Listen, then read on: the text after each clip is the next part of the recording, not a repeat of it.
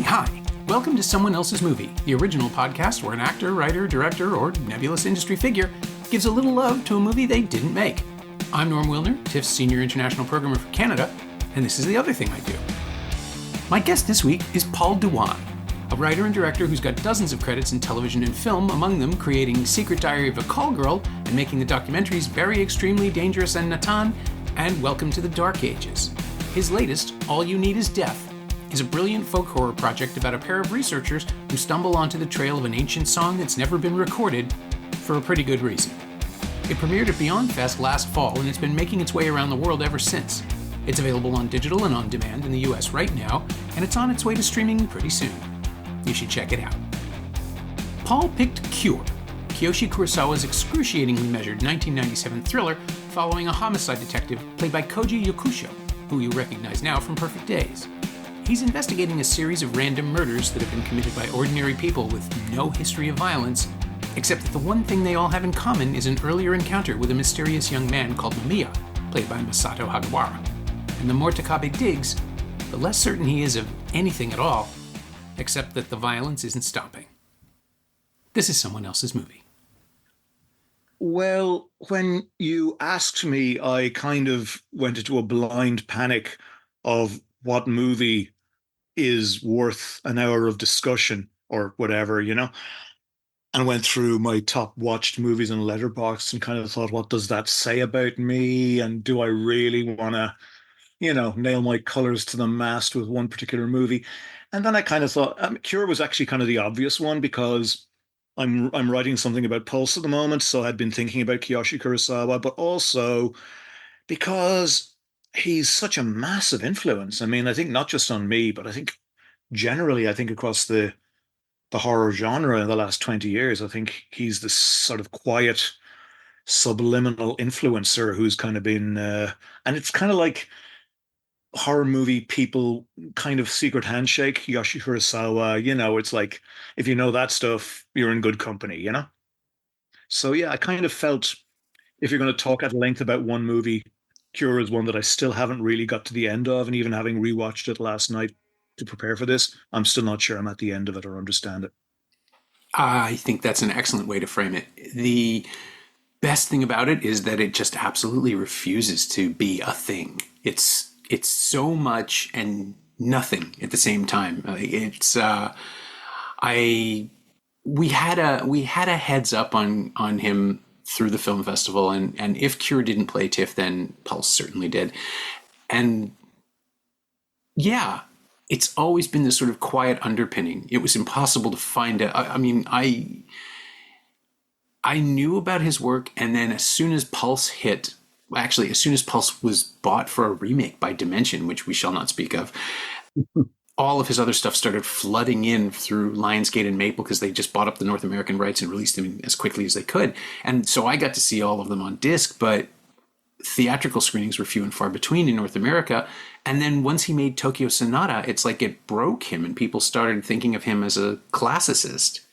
Mm-hmm. It went to Cannes, it's very important, and it's not scary in the least. But I've gone back to Cure every 3 or 4 years at least, just to immerse myself in it. And the thing that I love about it is, and he's spoken about this himself, like he couldn't get it made for years and years and years. And when Seven broke, suddenly there was an interest in slicker, elaborate serial killer treatment genre films that aren't about what they're about. And then he made the anti-Seven, because say what you will about Seven, that film has a resolution. And it's an American action movie that happens to be deeply creepy and fun and distressing. And Cure doesn't do any of the things that Seven does, but it emulates the structure of a procedural just enough to make this uncanny valley effect where it's deeply disquieting to watch someone go into a room, even though nothing's in there. It's just a room. But we're primed by the time that happens, and those people who've seen the film listening will know exactly which scene we're talking about. We're primed for something truly upsetting because the whole movie, the mise-en-scène of it, is designed to disturb in a really flat, effectless way. And by doing that, it mimics the personality of Mamiya, who is the blank slate who may or may not be connected to this spate of killings. But it's such an alluring proposition as a movie. And then by the time you realize it's got its hands around your throat, it's too late. Yeah, it's interesting. I, for some reason, assumed the Seven influence was the other way around, and the film itself was commissioned to cash in on Seven. But the fact I didn't realize it was written before that. The only thing it really has in common with Seven is that nobody ever turns on a light. I mean, you'll get Koji Yakusho playing the lead detective, walking around using his Zippo lighter to illuminate clues, and you're like, dude, bring a flashlight. This is the third room you've been in that has no lights in it. But I love that. It's just, and yeah, it's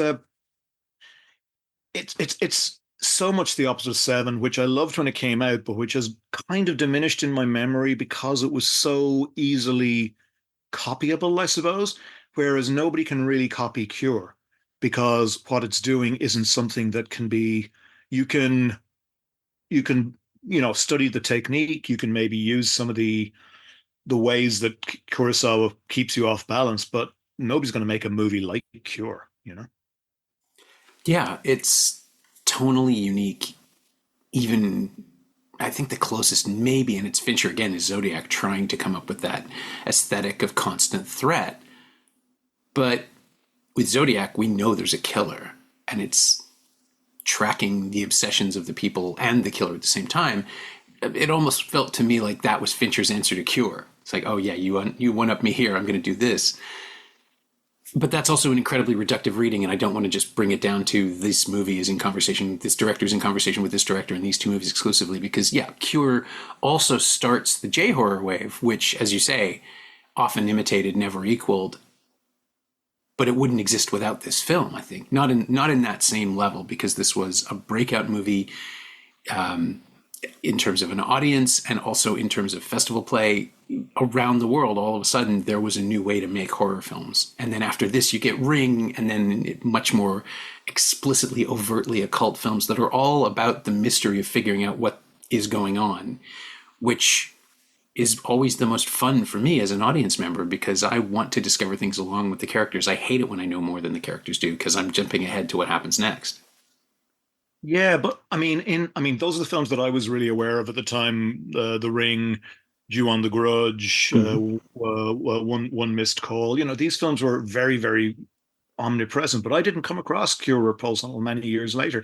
And I think it's because those other films are more easily graspable. I mean, Mm-hmm. The Ring is such an extraordinarily creepy and scary movie, but then each iteration of the series just goes further into understanding who Sadako is and her story until it becomes Freddy Krueger. You're dealing with an archetype then, and you know Kurosawa has resisted that, and I think I'm much more likely to go back and revisit his films than I am to look at any of the other the ones that followed on, the ones that followed on from it. And I'm always trying to figure out why. And I think it's just the ungraspable nature of the films, like what you said. They don't add up in some indefinable way.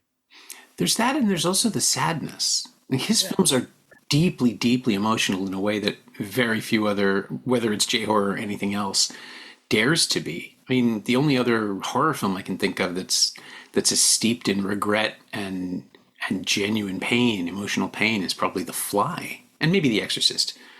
But Don't look now. oh, Don't Look Now. God, I always forget about Don't Look Now. And it's weird because that one feels more like J horror than anything else. But but what he does, what Kurosawa does in Cure, is you start with a broken hero who can't comprehend what's happening, and the thrill of the film, I think, in repeat viewings is watching Yakusho not tell us if he is refusing to see it or incapable of seeing it, and whether that's a weakness in Kenichi or a strength. And we never get an answer because the film is just so. I mean, it's all about withholding, but it is. I got the sense that Kurosawa really enjoys not telling us things in this film. A lot of other films he'll be very vague, but Pulse has an answer, and Charisma has reasons, and all of his films ultimately operate under a mythology that we can understand. But in this case, we're seeing it through the eyes of someone who cannot see it.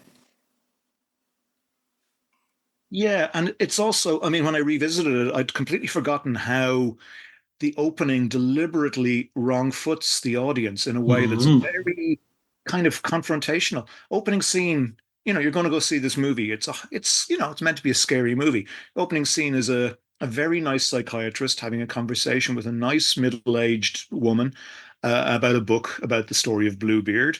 And then it cuts to an extraordinarily brutal murder, which is soundtracked by something that sounds like children's video game music. And those opening two scenes are so against the grain, and you do not see that female character again for 40 minutes or so, at least 30 minutes, when it turns out that she's the wife of the main character, the detective.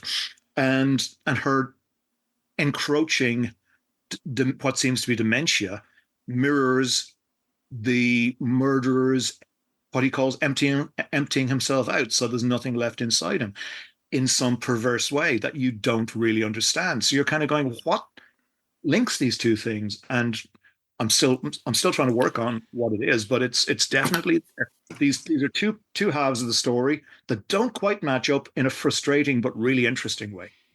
Well, yeah, and on repeat viewings, you have more questions. Did she summon this somehow? Is her Mm-hmm. illness a sign of its approach? Is there any kind of complicity? Because that's how movies work. We want to make connections from scene to scene, but we will be as denied them. And yeah, as you say, Wrongfoot's just it puts us instantly in Kenichi's head. We have no idea what's happening, and we can't prepare ourselves for it. And I think that cut between the first and second scenes is the thing that also makes you afraid of the next cut. On some level, you're just braced for something for the rest of the film, and nothing of a similar sort happens. But the tension doesn't go away. His editing is extraordinary, or his shot choices, I should say, as well as his editing. There's a really powerful moment about 15 minutes in when the first time you see Mamiya, the hypnotist murderer, he's on a beach and he's walking directly towards the camera, looking right down the lens of the camera, and then it cuts around to what he's looking at, which is a man sitting alone on the beach, and then Mamiya enters the shot from frame right. You think that you're looking at his point of view, but actually, he comes in from the side of frame, and it's just a slightly unsettling cut. The geography doesn't go the way you expect it to, and it keeps you on edge from shot to shot. Kurosawa is incredibly good at keeping the audience wondering what's on the edge of the frame, what's going to come into frame, what's just out of frame that I don't know about.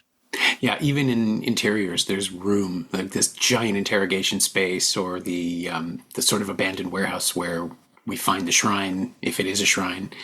There's space for something to fall or charge at you, or simply pop up.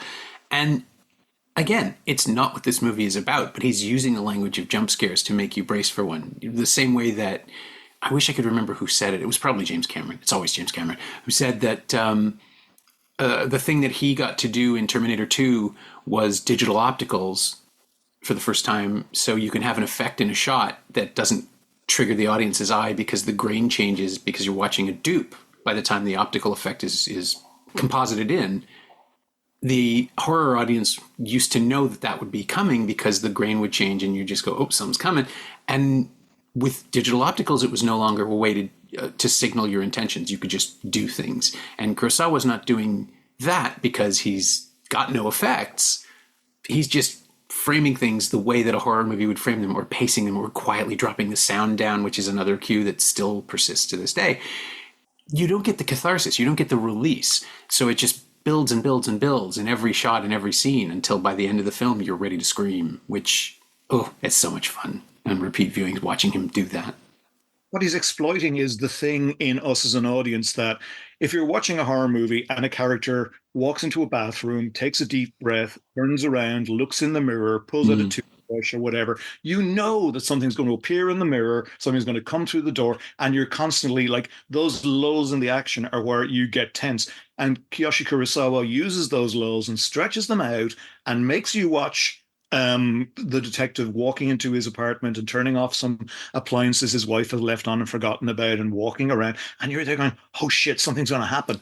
And then when it does happen, it's like a ton of bricks. It really hits you. But he stretches it out and keeps you waiting for such a long time because he knows that those lulls are where we expect the scares to happen. And maybe they are, and maybe they aren't, but you're going to keep watching anyway.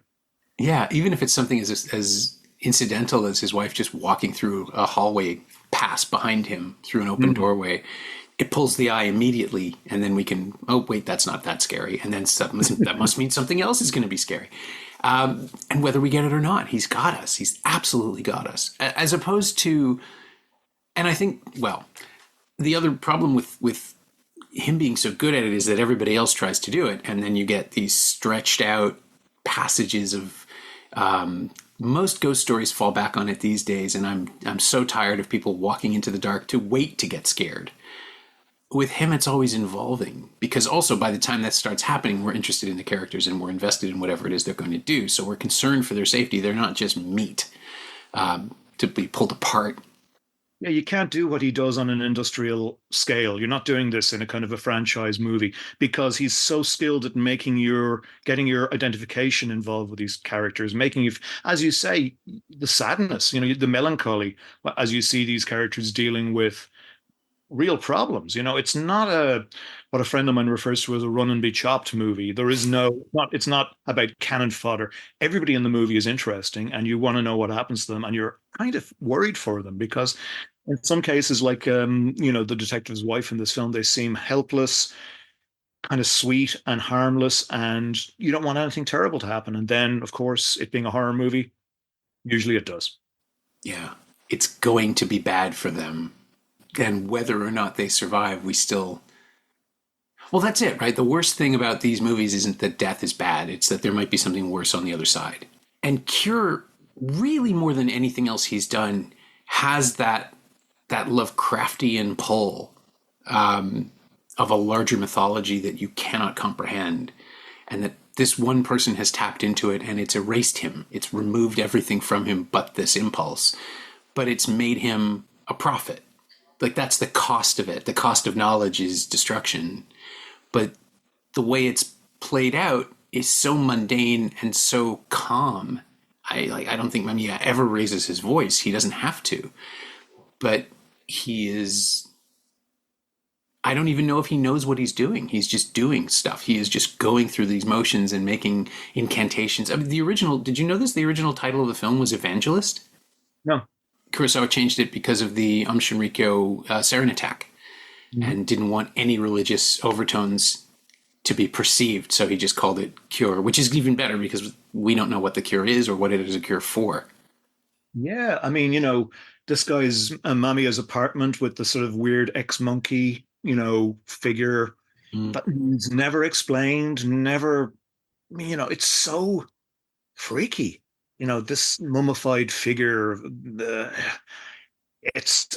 you can't get it out of your head. You wonder, you don't see it for long enough to kind of start to get bored with it. It just becomes this sort of iconic symbol of the sort of nameless evil that is now seeped out into the world via Mamiya, and it's really creepy. I don't know. It amazes me how he uses such simple means to get under your skin. Yeah, my favorite apocalypse movies are the ones where the apocalypse starts before we ever get there. That something Mhm. is already underway and all you can do is understand it. There's a Canadian film, this is not a spoiler, there's a Canadian film called The Void that I love that movie. we just programmed it for See the North in October, and it didn't get much of a theatrical release here at the time, and I'm very excited about watching 150 people discover it. It's such a midnight movie. I've showed it to my friends and everybody. I mean, it's a bunch of stuff that's referring to movies I love. Halloween 2, The Thing, any religious cult movie. But they do it so well, so full-bloodedly, and it's such an amazing enjoyment that I couldn't possibly imagine anybody not really having a lot of fun watching that movie. And it's cosmic horror, I guess. It's kind of completely diametrically the other end of the scale from Pure, but still. I was going to say, I love the fact that we can get both of them in the same episode of a podcast, just in terms of acknowledging that there are other ways to do this and ways we've done it, in ways that have broken new ground, in ways that are, yeah, I mean, The Void is so Carpenter. I think it's maybe 4 different Carpenter films rolled up in a trench coat, but that's what makes it fun because it's a love song to those films. And Cure is, I've seen people try to make another Cure and it never works. I think it is the one J horror release that was never remade because everybody tried and everybody failed. Did you see Longlegs and think of Cure? I have not yet seen Long Legs. Is that Okay. in the same ballpark? Well, I'm not going to say anything because I don't want to spoiler Longlegs in any way. Hmm. But when I saw it, and I saw it with a friend who felt the same, there are some very deep similarities in the plot that surprised me, actually. And, I mean, Oz Perkins is a tremendous filmmaker who has his own vision, his own way of making movies, and I love his films. But it did feel a little bit like um, not a remake of Cure, but certainly something strongly, like a cousin of Cure. Okay. I'll leave it to, when you see it, I'd love to hear what you think. Yeah, all the marketing I've seen has been built around its sort of resonance to the Silence of the Lambs. So I, There is that, but to me, it was much more Cure, but I'm curious yeah, to. okay. I like a bait and switch. Mm. Yeah, Perkins, I would never have thought of him in that same ballpark just because his films are so stately and Mm. beautiful to look at. And Kurosawa, in this case at least, is just very utilitarian in his cinema. He really isn't trying to make anything. I think, again, that's his response to Seven, too. Like, he doesn't want to do anything aesthetically beautiful or gorgeous because that's been done. I find the aesthetic of his films very beautiful. I was actually surprised when I was kind of doing a bit of research before coming on that the cinematographer, I don't think they work together again, or I think, and it's the production designer also did Pulse and a few other things, and there's some carryover to the next films, but it's not like because it's such a strongly Kurosawa aesthetic that I kind of thought, oh, he must have brought the same through with him to Pulse in the next few films. But I love his framing. And one of the things I love and learned a lot from was his choice of locations, because I was reading interviews with him a few years ago, and he described how his method starts with location hunting, really. I mean, he may have the script, but very, very early on, he's going to go to find the exact right place for this to happen. And he said, Japan is not a place that's full of the kind of locations I like. They tend to get torn down really quickly. So he has to move quickly if he finds one. And I thought, he has an extraordinarily good eye for locations. Like if you go to a hospital in one of his movies, it's not going to be a nice hospital. It's going to look like some kind of really strange Victorian building that's been repurposed at some point, and it just has a kind of everything has a backstory, everything has resonance, everything feels lived in. It's beautiful.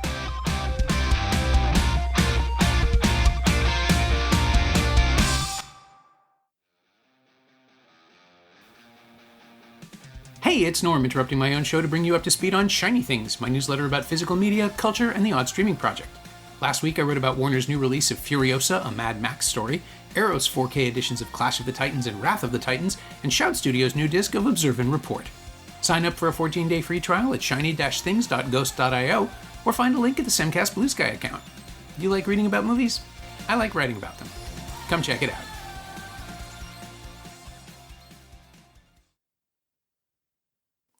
He does look at the bones of a place, I think, more than some. And I didn't mean to suggest it doesn't have an aesthetic. It's just that Cure is much more quotidian in its depiction of the world than Seven is. Oh yeah, it's not hyper stylized, but he has a very. I think his ethic is extremely Japanese. I mean, there's an Ozu thing that cutting at 45-degree angles thing I mentioned earlier is Mm. very odd, and I think you know the minimal nature and the way and the willingness to leave narrative ellipses so that there's huge things that you will never know about these characters and about this world. It's all very Japanese to me, and I love it's just as strong an aesthetic as Fincher's, but in a very different way. It's minimalist, not maximalist, I guess. Yeah, well, the maximalism is all off screen. It's Yeah. there are clouds, we just can't see them. There's rumbling, but we can't hear it, but we can feel it. That's the thing that keeps me coming back to his work. I think is the sense that if I just watch it one more time, I'll grasp everything.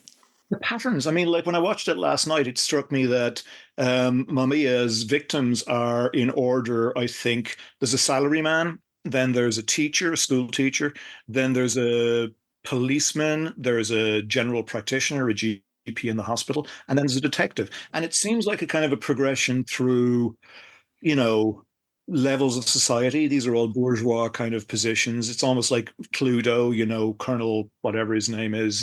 They're like roles or figures in Japanese society. Now, does that explain the movie in any way? It doesn't, but certainly it sticks in my on that watching. It was the thing that stuck in my mind was is this guy going through different iterations of authority in his journey? I don't know, but it's always interesting to think about. Yeah, is he unknitting society in his way? Hmm. Hmm. because it does feel like that. I mean, that lines up with the apocalypse of the world falling apart and someone just sort of slouching through in both cases, in both in the Yatesian understanding and also just the regular workaday system. This guy shows up, no one knows who he is, he doesn't know who he is, he leaves destruction, and he moves on to the next case.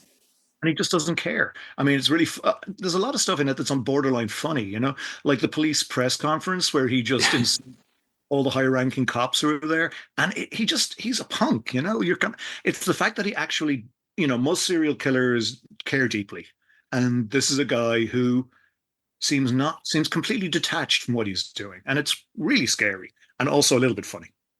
Oh yeah, I mean his whole that interrogation where his whole purpose seems to be to get to get Takami to lose his composure and just hit him. Yeah. You get the sense that even if the character isn't enjoying it, the actor is having a blast. Like that's a really fun scene. It should be an actor's monologue or something. Yeah, he seems to give his actors a lot of freedom. I mean, there's a lot of shots, a lot of scenes in the film that are just one wide take. I'm thinking of a couple of the interrogation scenes, particularly. You'll just have quite a mobile camera moving in a room with three people, all of whom are shown full length most of the time, and they're doing, there's no kind of stopping, going in for close-ups. Do that line again. He seems to give his actors massive, within the boundaries of the frame, give them enormous freedom to do what they want, and it kind of like it's an interesting tension in the films because they are very taut, but there's also freedom within the frame. It's not like I sometimes really react against cinema where it's very controlled, where the director is constantly cutting to show you what's important, to emphasize. And there's none of that with Kurosawa. He very rarely does a punch in to show you something. It's a wide shot, and you find what's interesting in that shot. You follow with your eyes, you decide. And that can give you lots of room to kind of find new things to be kind of unsettled by, I guess, within his film. Oh yeah, it's like a chocolate box. Forrest Gump broke this analogy, but it really does reward you for picking something and following it through. And the other thing that you were just touching on, he does not get enough credit for his work with actors for allowing because I assume because it's genre and those films can be broken down to a very simple pitch, which doesn't say, oh, and the guys in it are amazing. But Tokyo Sonata, I always wondered if that was his attempt to sort of right the ship and be perceived as a genuine filmmaker. He's done it a few times. Wife of a Spy as well. I mean, excuse me. It's a lovely, slick, beautiful Hitchcockian thriller about betrayal in a marriage.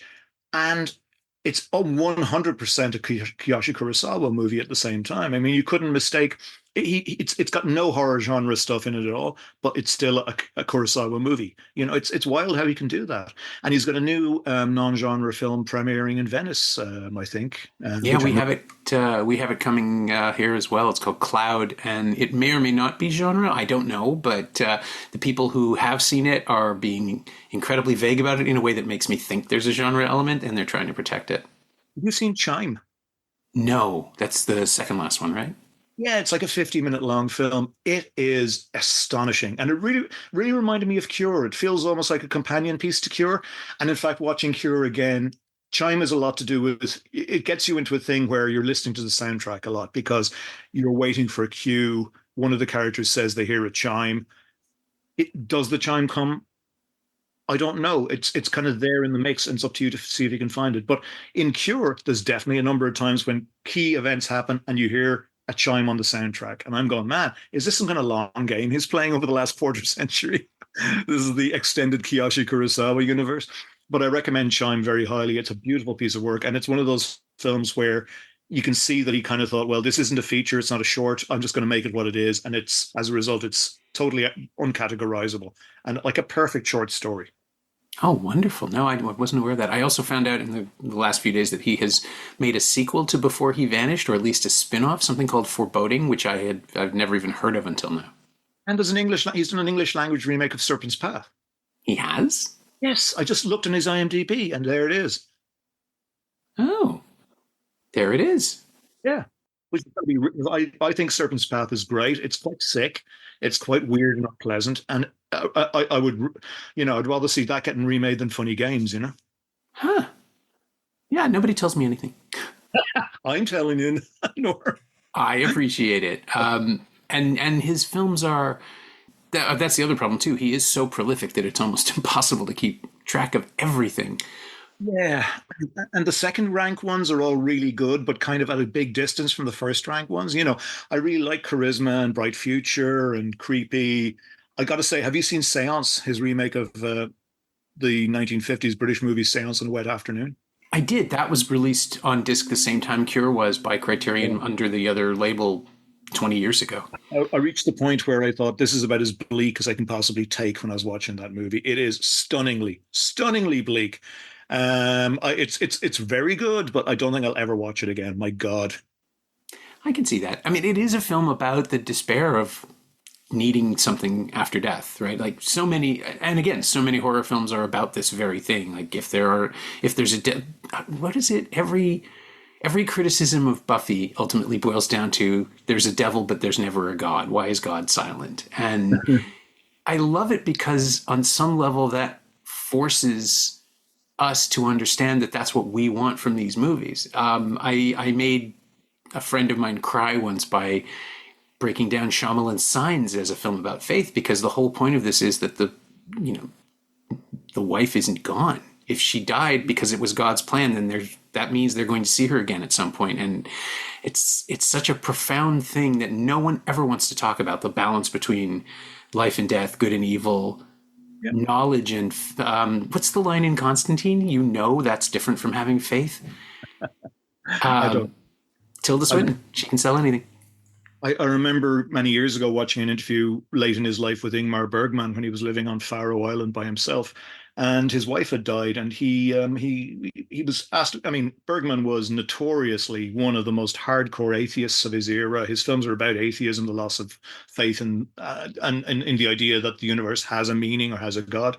And the interviewer was like, "Well, how are you dealing with the loss of your wife?" And he said, "Well, thing is, I know she's not gone." I know she's still got to be out there, so I've got to reorder my universe now that I understand that things don't end. I'm very badly paraphrasing, but it was really moving to see the kind of the master of bleak existential nihilism losing somebody he loved and having to come to terms with the fact that you cannot let go. That belief is a very important part of the human nervous system, and believing in the continuity of existence of the people that you've loved and lost is hugely important.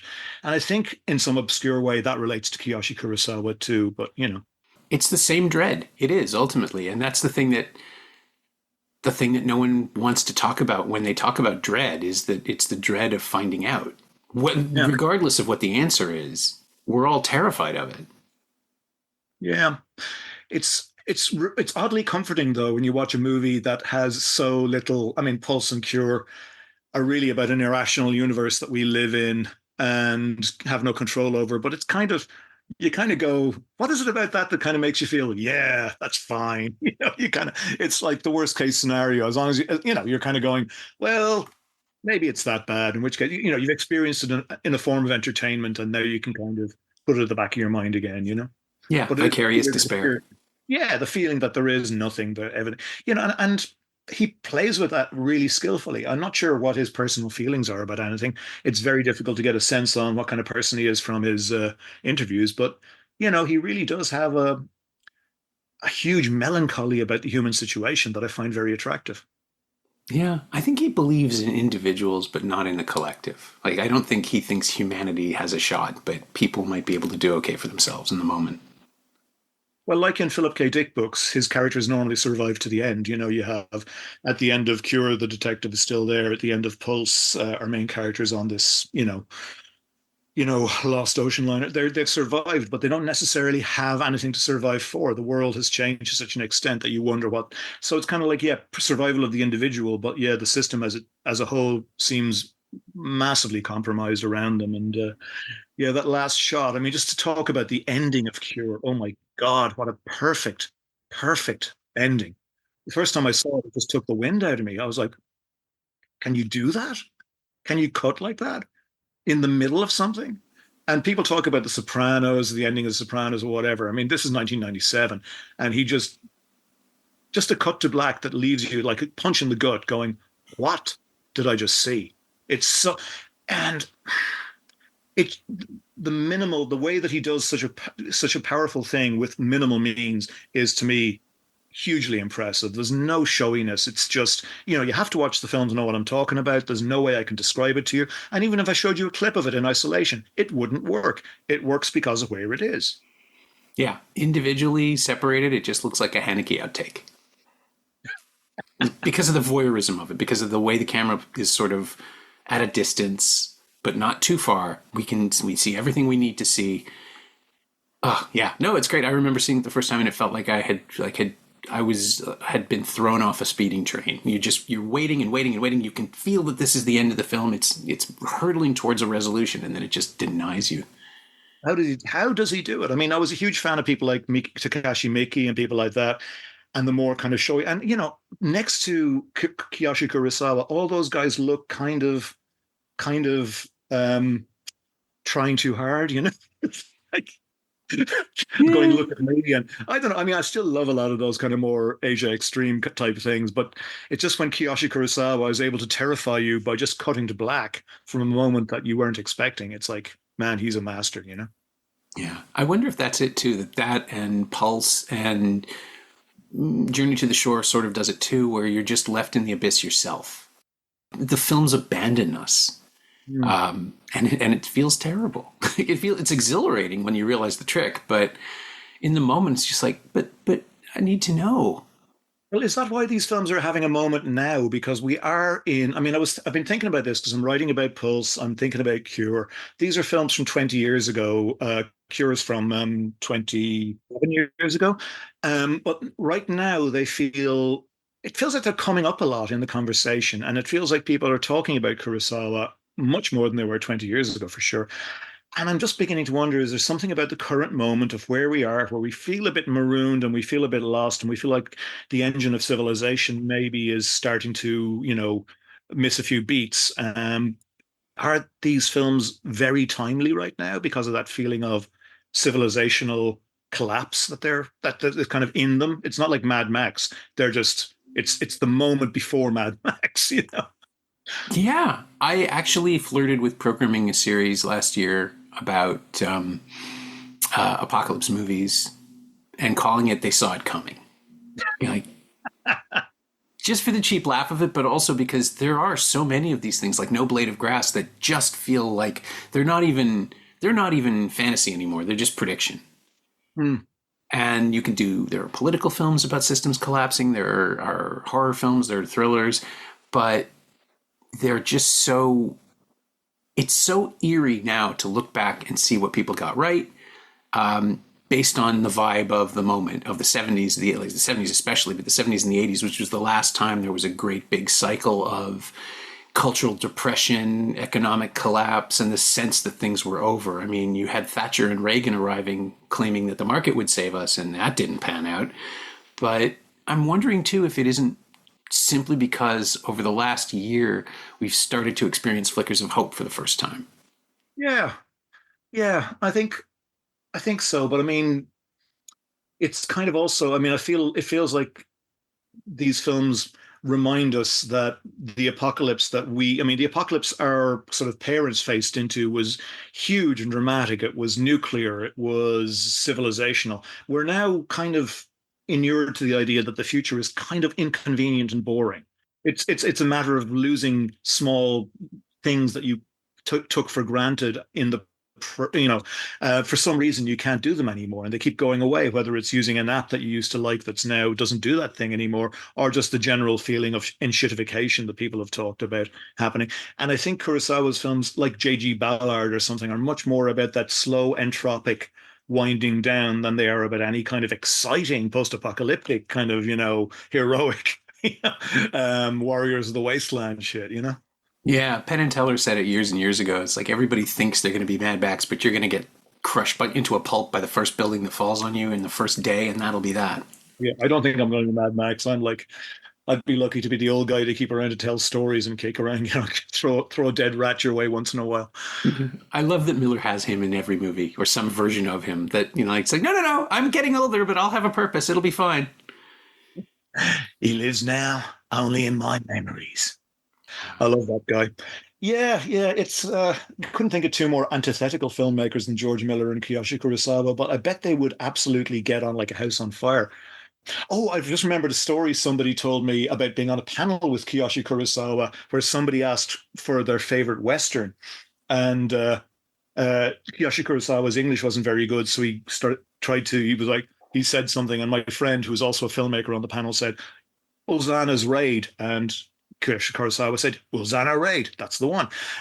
So, it's nice that he's a cinephile. He's out there. He may not be, I think possibly the language barrier is why we don't hear as much about people like him and directors like him. I find that so many of the new Asian directors, Bong Joon-ho, whatever, they're just massive cinephiles, and I find it really exciting to see how they're bringing, this deep understanding of cinema into the 21st century. Even whether or not people are noticing, I don't know. I mean, certainly they are with Bong Joon-ho, and hopefully they will soon with Kurosawa as well. I mean, we'll still be banging that drum as long as we can. And before we get completely off the topic, now I have to watch Lozano's Raid again. But before we get completely off the topic of apocalypses and crises of faith, I suppose that does give me the excuse to talk about All You Need Is Death, where you've come up with a mythology and a worldview that isn't ultimately quite so despairing, I think. At least I want it not to be. Oh, I don't know. That depends. Yeah, I mean, All You Need Is Death comes from two directions. One was my sort of sudden kind of realization that there was a kind of a folk horror boom going on, and nobody had kind of used folk music as the fulcrum of their story. And the fact that I know lots about music and I know lots of musicians, so I was able to kind of draw on that and bring that into my story. But also, when I'd written that, my feeling that I really didn't want it to feel like an Irish movie. Not there's anything wrong with Irish movies, but I felt this film, it was coming from a very Asian influenced background. So I actually got all the actors and the main crew on the film to watch Cure and Pulse while we were in prep. Not because there was anything that we wanted to steal from them, but just because this was the atmosphere that I was going for. And kind of also to say to them, look, you don't have to explain every little detail in a film.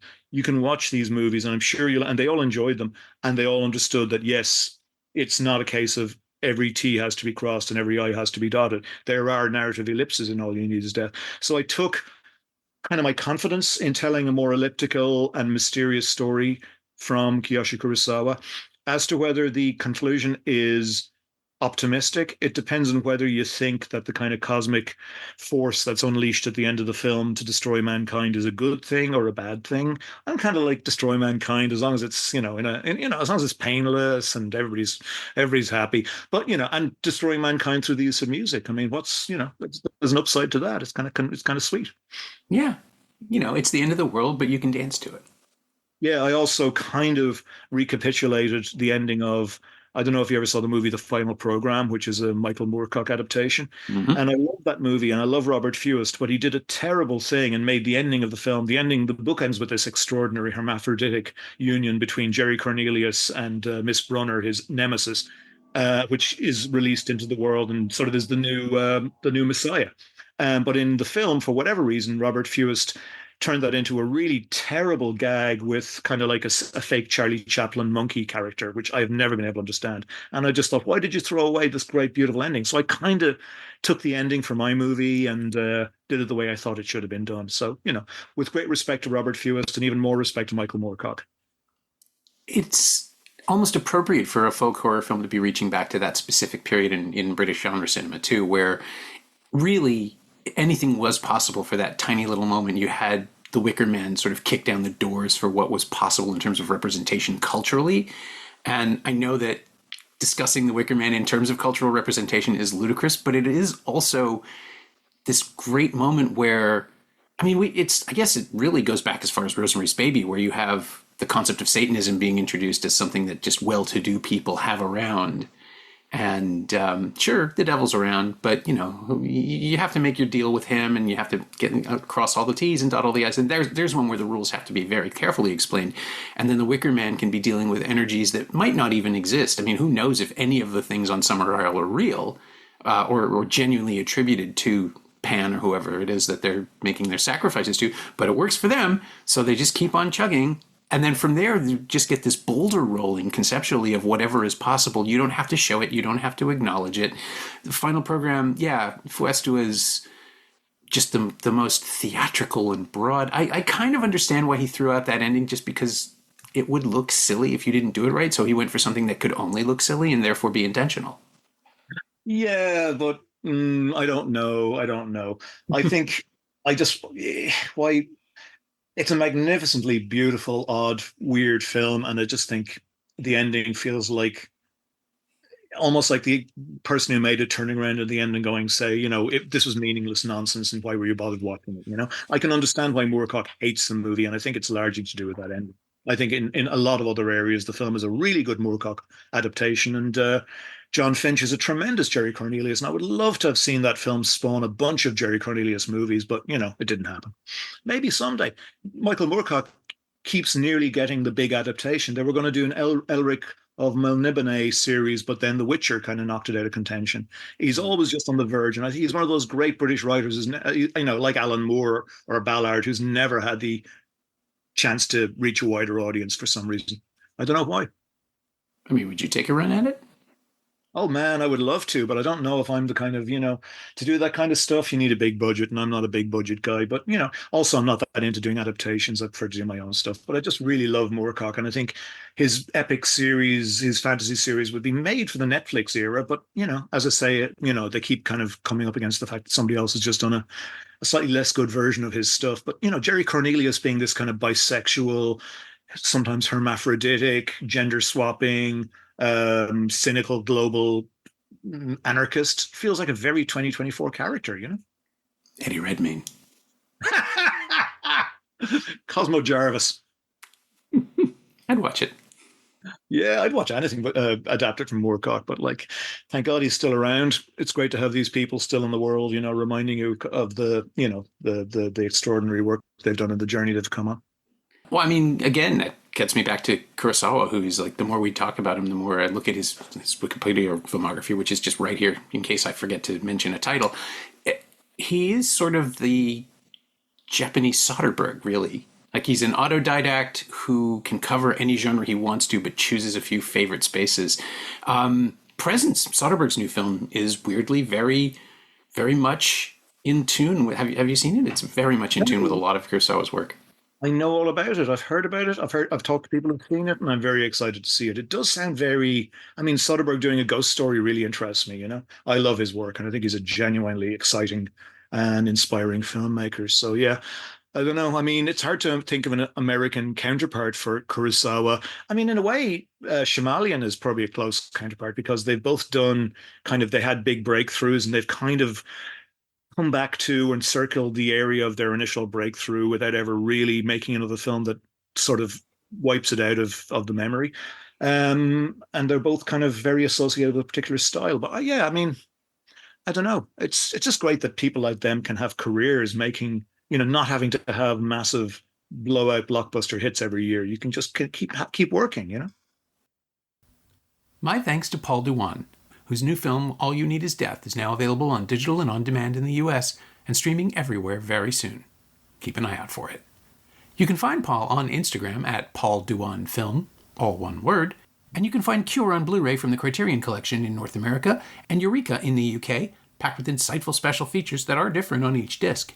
It's also streaming on the Criterion Channel and available to rent or buy on various VOD services across North America. And yes, both Kurosawa's Cloud and Soderbergh's Presence are playing TIFF in a matter of weeks. I'm very excited. You can find me on Blue Sky at Norm Wilner, and you can find this podcast there at Semcast, SEMcast, and on the web at someoneelsesmovie.com. The first year of the show is still available for just $20 at payhip.com/Semcast. That's the first 52 episodes of Someone Else's Movie, 44 of which aren't currently available anywhere else. And check out my newsletter, Shiny Things, at shiny-things.ghost.io. I think you'll enjoy it. Our theme song is by The Last Year. If you like it, or the show in general, please say so. Leave a review wherever you've been listening. Every little bit helps, it truly does. And check out the other shows on the Frequency Podcast Network while you're doing that. Stay safe, watch movies, wear a mask if you go out, get the new booster as soon as you can. I'll see you next week.